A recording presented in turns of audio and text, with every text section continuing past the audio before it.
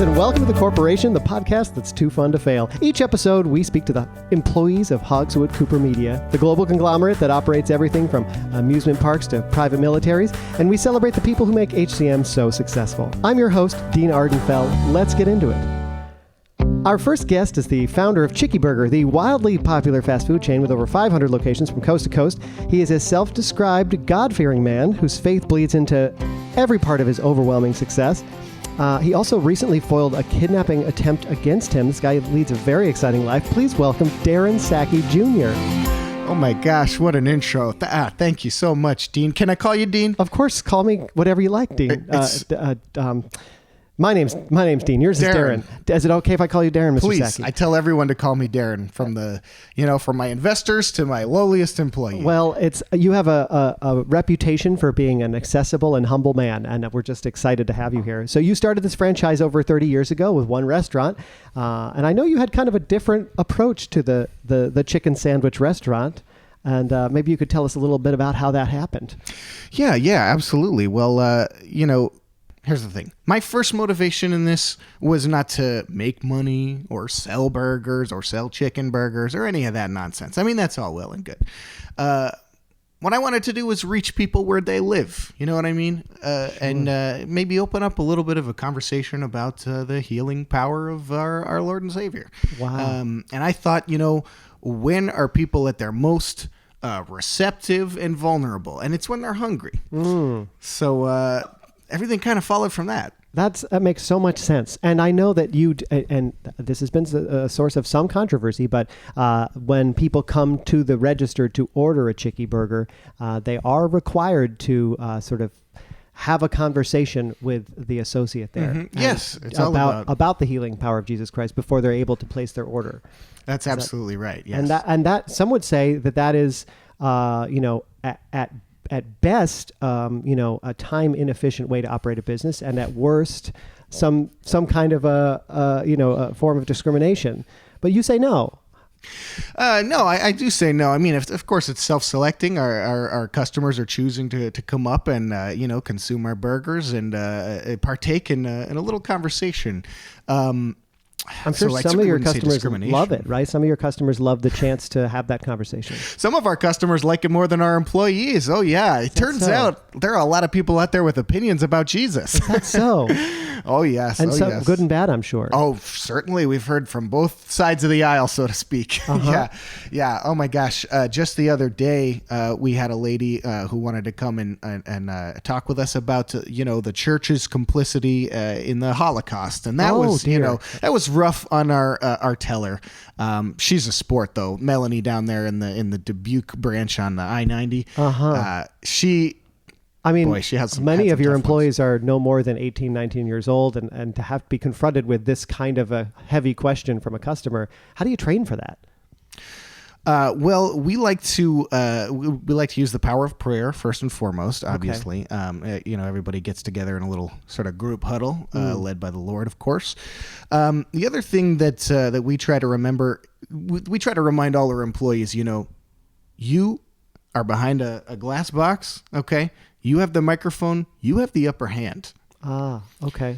That's an excellent thing to remember. And, speaking of which, I know that power, you've been accused by some people, and I think there's an active lawsuit going on right now of sort of abusing that power in that Chickie Burgers has this policy of not serving patrons who, and this is a direct quote from the lawsuit, look like sinners. I mean, I'm sure this whole thing is very overblown, but how does an employee determine whether one looks like a sinner, too much so to be served a Chickie Burger? Well, Dean, I'm sure you've had this experience. You're a man of the world.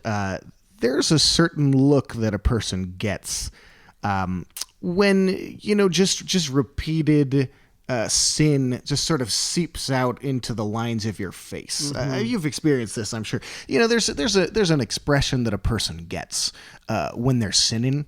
It's a sort of a shifty look. Sure.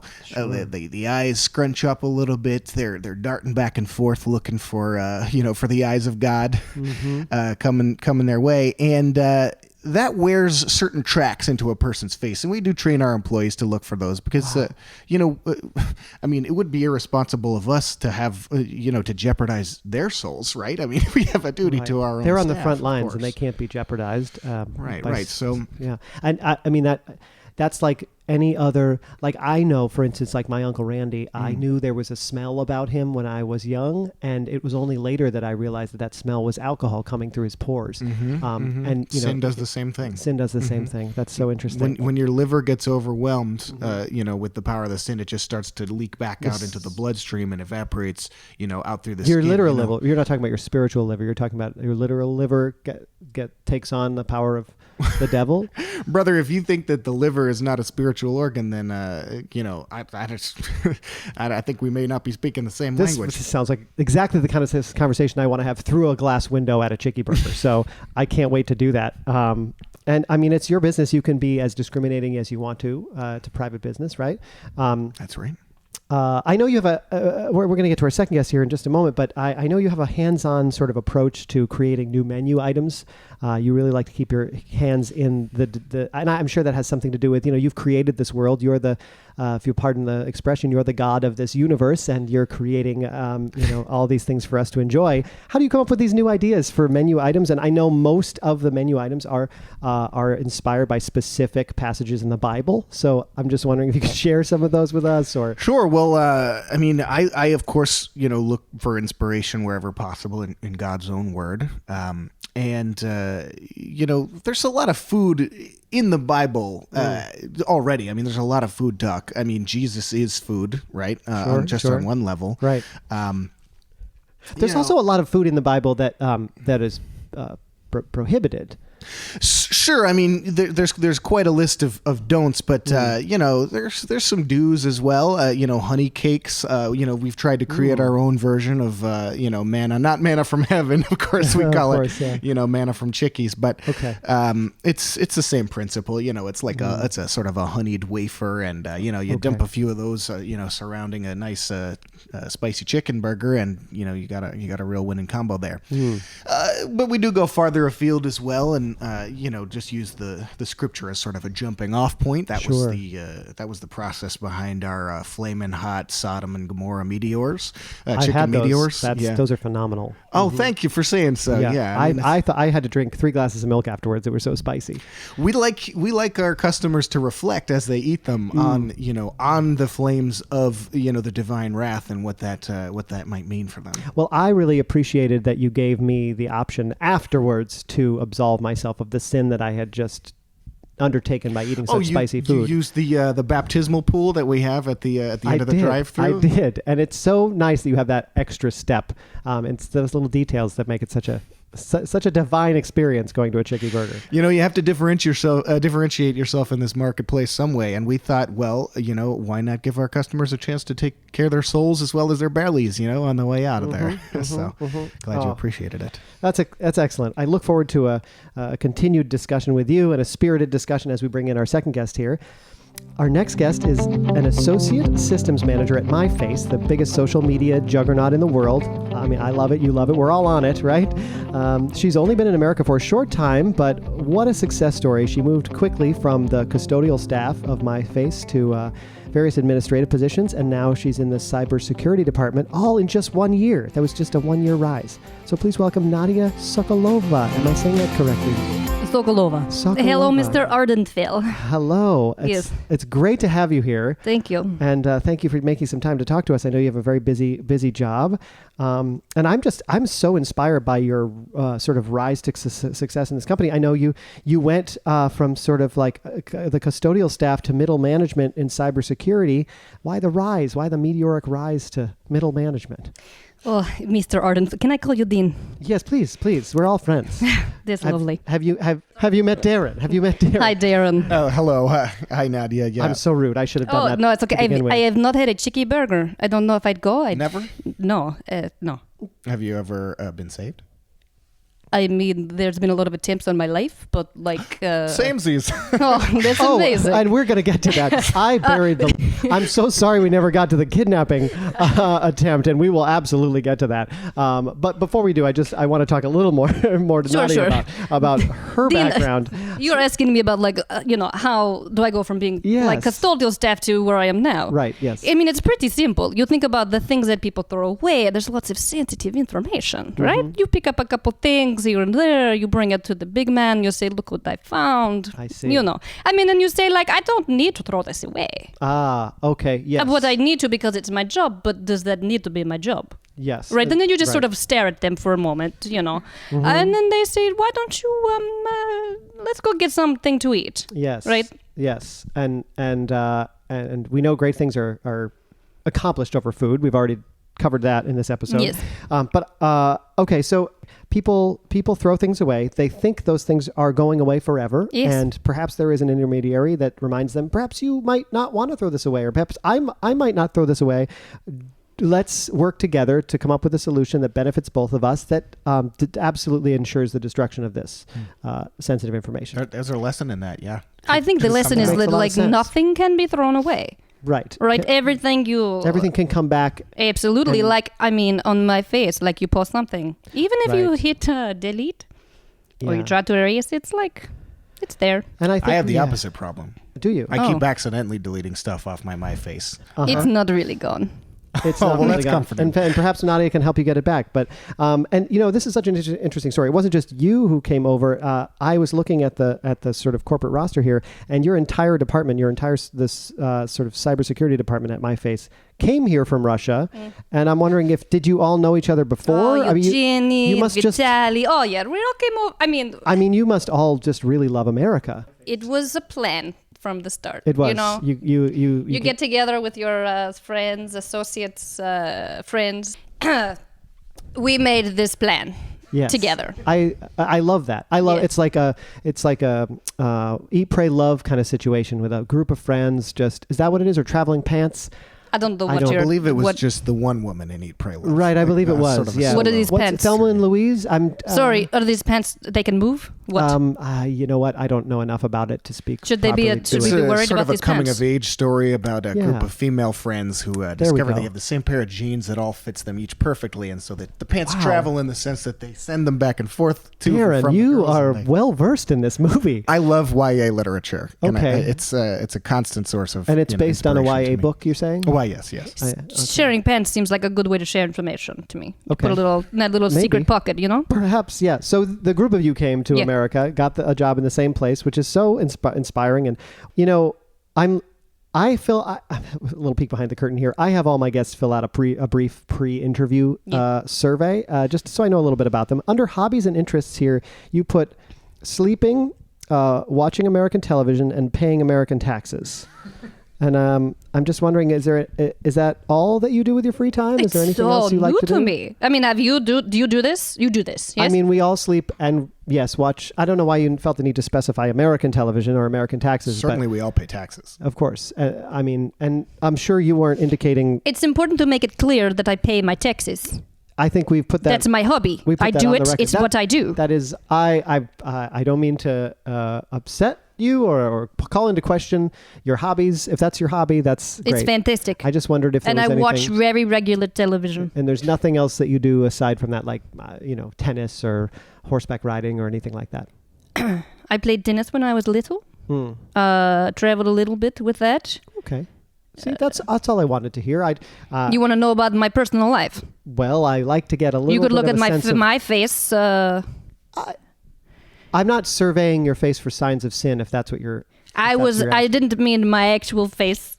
I meant my face. Oh, my face profile. Your MyFace profile. Am I leaking things from my face? Are you saying that I'm leaking things from my face here, Dean? I would never say you'd be leaking things from your face. I don't know who would say that. That's a strange way to put that, but maybe it's a language barrier. I don't leak any information from my face. I'm just saying it's hard to find information on your background. That's all. I can tell you, when I was a little girl, I loved tennis, and I'm actually surprised you found those couple of articles. I did not find that. I just asked you point blank if you ever played tennis, but you must have. There is a certain look that tennis imparts to a person. I was going to say, you must have read that leaking from my face. Again, with the leaking from your face, I don't think anyone says that here, but, well, okay. So it's just, I'm going to be honest, this is one of the more challenging interviews I've done because normally it's easier to get people to open up, and maybe it's a cultural thing. Listen, I'm not going to drink the water you put in front of me like right away. I need to wait for you to drink yours and see what happens, and then I'll drink mine. Like, it's a trust. You got to build some trust, Dean. I'm happy to drink it right now. I've been waiting because I've been a little thirsty. So thank you. Now I feel like I can have please yours. Partake. This is not an interrogation of any kind. It's just an interview. Now, there are some people, there is some concern, I've been reading lately, that there are some weaknesses in MyFace that might allow, let's say, folks from other countries, kind of what they're calling a backdoor to users' data. I believe the article I read called it so easy, it's like taking candy from a dead baby. That's what it said. I mean, backdoor is same as like physical backdoor. How can you not have a backdoor to things? Right. I don't know. I guess I understand people wanted to be secure, but nothing is secure. Yes. This is what I'm always telling my grandkids when they forward me articles about online privacy. Any secret is only temporary. Okay. Mm-hmm. Give it enough time. We're all going to stand naked before the piercing, judgmental gaze of the Lord. And or, like under a small little light in a room. Well, wherever you face judgment, each one of us faces judgment in different places and at different times in their life. For instance, Darren, let's get back to this. At the moment when you thought I'm being kidnapped, was that a come to Jesus moment for you? Do you think about all the sins you've committed and I might die here in the hands of these kidnappers? Well, sure. You have to do at the very least a quick inventory, run it down, say, what offense am I being punished for in this moment? Why is God levying this judgment upon me? All misfortune is directly linked to our misdeeds. That's karma. That's karma, or whatever you want to call it in your religion, right? Yeah. So I don't love that term, but sin. Let's just sort of stick with sin as a kind of a jumping off point. I'll get a basket of Chickie fingers, and we'll talk about it at another time off mic. Obviously, I would love to do that. Yeah. I do that. I go down into the individual franchises from time to time, and actually get on the street level to rap with people. Yeah, that's great. So what happened when? Tell us the story of what happened briefly when you were almost kidnapped. Mm-hmm, sure. Well, it was on just such a day. I had been in the midst of a heated conversation with a customer, and I had come out for my noon dip into the baptismal pool, as I do, to sort of re-cleanse every so often. I like to schedule it for around noon, and damned if there wasn't just a van there waiting for me with the doors open, and they popped up right out of the pool. They'd been waiting there in scuba gear, and they bundled me right into that van. And boy, it felt like time slowed down. I'll tell you. You hear about that and you don't believe it. And what did they say anything to you, or was it clear to you why they were doing this or what they wanted? Oh, the usual stuff about safety violations and worker exploitation, environmental destruction. There's a lot of people making a lot of noise about the palm oil that we use to fry our Chickie blasters, and what it's doing, what it might or might not be doing to the rainforests. I see. Now, the only thing I could find in articles about this incident said that you saved yourself through the power of prayer, but I'm not entirely clear on how you got free of the kidnappers in the scuba gear inside of the van. So maybe you could take us through the logistics of exactly how you managed to elude capture. Sure, certainly. I definitely do attribute it to the power of prayer, because all good things that come to us do ultimately come by the hand of the Lord. Sure. In a more direct sense, it did come through my hands because I have been studying judo for a number of years, and so I was able to to wrest free of the kidnappers. That's impressive for such a large man. So that soft spot, like right behind someone's ear. That's the place you're talking about. Oh, the magic button. Yeah. Of course. That's very nice. Wow. That's great. Yeah, gave one of the kidnappers a tap right there, and then I sort of flung myself at the wheel. I was a bit too large to actually, wedge all the way through the seats and get into the front and actually take command of the van. Sure. But I was able to sort of disrupt the driver enough that he steered into a YMCA, and in the confusion, I was able to sort of roll my way out of there. Yes. We did. I did talk to a number of the children who were swimming that day who had a firsthand account of what was happening, and it just looked terrifying. God only knows what sins they committed to have that come crashing in on them. It's so interesting that you're always thinking about that. You're always thinking about exactly what everyone did to deserve the things that happened to them in life. Oh, naturally, yeah. Well, we're kind of reaching the conclusion of our episode here, and I just want to make sure I go back to Nadia and ask. MyFace just recently rolled out a partnership with the U.S. government that's going to allow the people to vote for president right on MyFace. And the app, people are saying that it was rushed through and that there are critical security breaches possible. It has holes like Swiss cheese, things like this. And I'm just wondering, people don't need to be concerned about the accuracy of the results, right? I guess I'll pause to you. Do you feel like a piece of paper that you found that has a mark on it is correct? Do you feel like you could track down the person that did that and be like, is this really what you think? Well, think about the hanging Chads debacle, right? Oh, right? I mean... You're saying this gives us the option to double check, to go back and say, hey, are you sure you wanted to do this vote? Our friends to say like, oh, click, I like that too.